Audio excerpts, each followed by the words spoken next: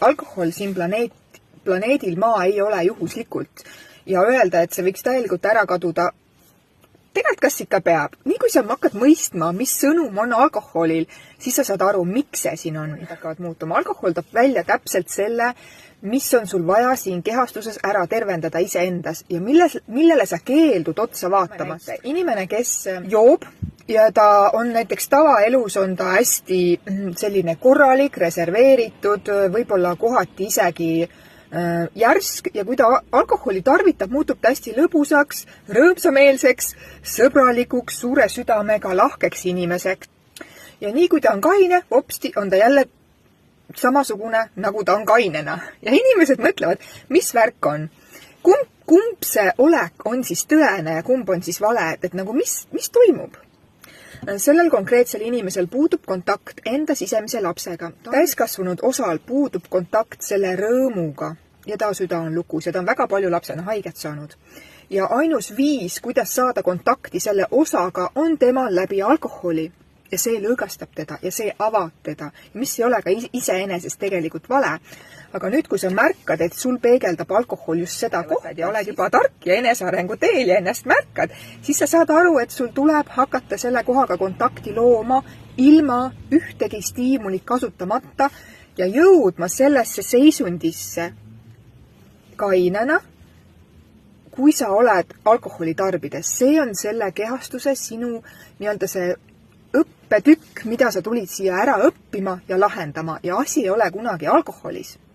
Teisel inimesel võib olla vastupidi, ta on hästi sõbralik, rõõmus, lahke, kainena ja nii kui ta alkoholi joob, muutub ta sarkastiliseks, vastikuks, salvavaks, ütleme bitchiks ja lausa selliseks vihaseks, ta võib-olla läheb kaklema, ta otsib kaklust, ta otsib lausa, et saaks nagu oma seda frustratsiooni välja elada. Ja sellisel puhul näitab alkohol inimese kohta, ehk siis alkohol on peegeldaja. Ta peegeldab sulle midagi sinust endast, mida sul on vaja ära tervendada. Ja sellel puhul on see koht, et kui kainena on ta hästi reserveeritud ja täiesti tavaline viisakas kodanik, siis tal puudub kontakt enda vihaga. Ta ei ole saanud kontakti enda vihaga puhtal kujul. Ja ainus viis, kuidas siis ma saan kontakti oma selle raevuga, on läbi alkoholi.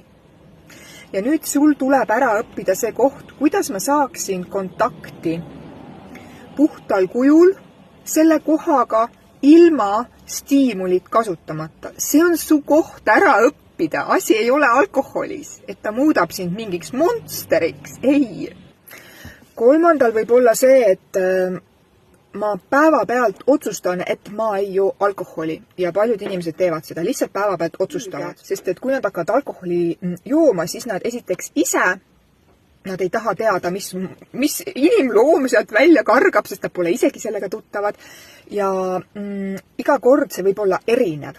Ehk siis ma parem ei joo üldse ja asi ei ole jälle taaskord alkoholis. Mitte kunagi ei ole asi alkoholis, asi on jälle sinus, et sa ei julge otsa vaadata nendele tunnetele, emotsioonidele, mis sinu sees kõik nii kogunenud on, sest neid on nii palju ja nii kui sa hakkad alkoholi jooma, siis need kargavad erinevast suunast välja, kord kargab võib kurbus karata, kord raevukus, erinev, sest miks kaos.